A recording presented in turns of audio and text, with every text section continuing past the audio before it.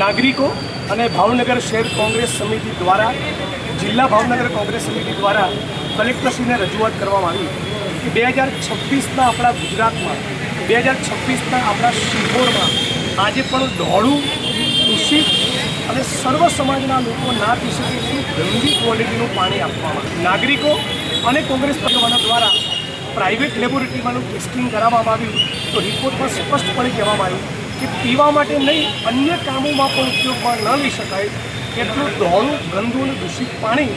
એ શિહોરની જનતાને આપવામાં આવે છે એટલે તાબડતોબ સરકાર દ્વારા આ મુદ્દે એક્શન લેવામાં આવે અને પીવાનું શુદ્ધ પાણી દરેક નાગરિકને મળે એ દરેક નાગરિકનો ફંડામેન્ટલ રાઇટ મૂળભૂત અધિકાર છે। સાથોસાથ એટ્રોસિટી એક્ટના અમલીકરણ બાબતે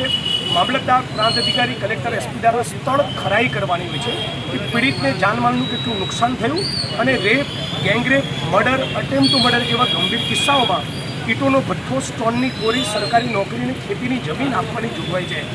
આ પ્રમાણેની કામગીરી ભાવનગર અને અન્ય જિલ્લાઓમાં ગુજરાતમાં નથી થતી તો આ બાબતે પણ એક નવો જિલ્લો ભાવનગર કલેક્ટર તંત્ર દ્વારા પાર પાડવામાં આવે। કેટલાક પ્રકરણમાં સાધણીની જમીનોમાં દબાણ છે, ગામે ગામ આજે પણ અસ્પૃશ્યતા પ્રવર્તે છે, એવા